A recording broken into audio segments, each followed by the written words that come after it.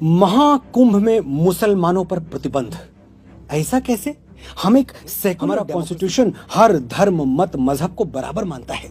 मुसलमानों को कुंभ आने से रोकना गलत है, अनडेमोक्रेटिक है, उनकी दादागिरी है। अरे भाई रुको जरा, सब्र करो, पूरी बात तो समझ लो, फिर सही और गलत का जजमेंट देना।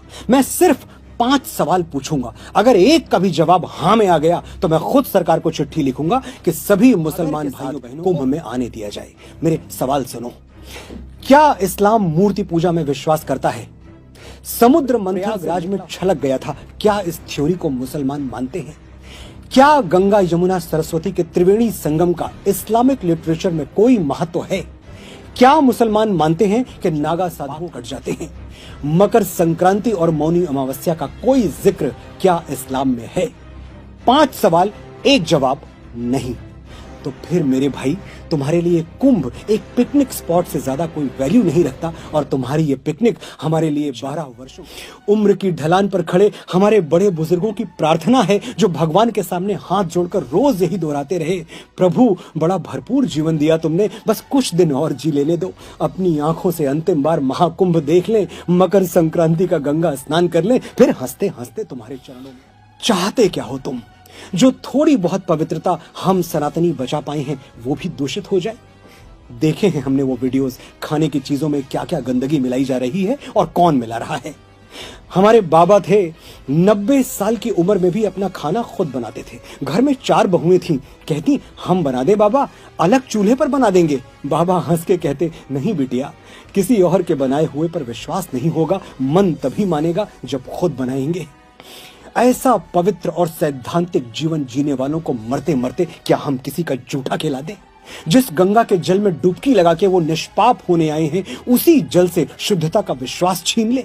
लिबरल बनने के लिए, 4 सूडो सेकुलर दोस्तों में वाहवाही लूटने के लिए हम अपने साधु संतों, ऋषियों, मुनियों और बड़े बूढ़ों की तपस्या खतरे में डाल दें? क्षमा कीजिएगा, हमसे नहीं हो पाएगा। हम इतने कट्टर तो नहीं है कि तुम्हारी तरह मक्का के बाहर साइन बोर्ड लगा दें, मक्का ओनली फॉर मुस्लिम्स। लेकिन कुछ बातें बिना साइन बोर्ड लगाए भी समझ लेनी चाहिए। जैसे हम समझते हैं कि मक्का मदीना सिर्फ मुसलमानों का पवित्र स्थल है, इसलिए हमने कभी नहीं कहा कि मस्जिद अल हरम के दरवाजे सनातनियों के लिए भी खोल दिए जाएं। तुम क्यों जिद कर रहे हो भाई? और तुम्हारी जिद हमारे बच्चों को मिसगाइड कर रही है, एक पूरी पीढ़ी गुमराह हो रही है। 33 कोटि देवी देवता हैं हमारे पास, लेकिन हम चादर चढ़ाने दरगाह पहुंच जाते हैं।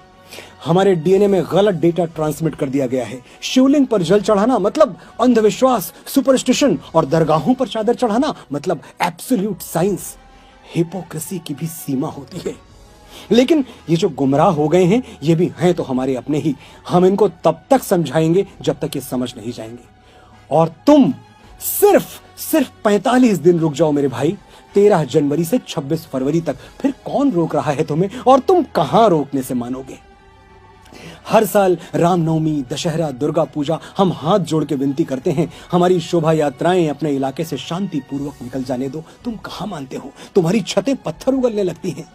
लेकिन महाकुंभ दुर्लभ है, ये अवसर हमें अगले 12 साल तक नहीं मिलेगा, इसलिए ना हम कोई चांस लेंगे और ना किसी की सेकुलर बकवास सुनेंगे। सनातन की सुरक्षा सिर्फ हमारे साधु संतों की जिम्मेदारी नहीं है, हम 100 करोड़ हिंदू सनातन के सिपाही हैं, और हम सिपाहियों ने प्रतिज्ञा ली है 45 दिनों तक तुम्हें त्रिवेणी संगम पर पांव नहीं रखने देंगे। हमारी प्रतिज्ञा का मान रख लो, वरना ये तो जानते ही हो कि अगर हम छत्रपति शिवाजी महाराज के वंशजों ने अपने जुड़े हुए हाथ खोल दिए तो औरंगजेबों को भागने के लिए जमीन कम पड़ जाएगी। सोया हुआ सनातन चैतन्य है, सजग है, वो वक्त कुछ अलग था, ये वक्त कुछ अलग है। जय महाकुंभ, जय संत समाज, हर हर महादेव।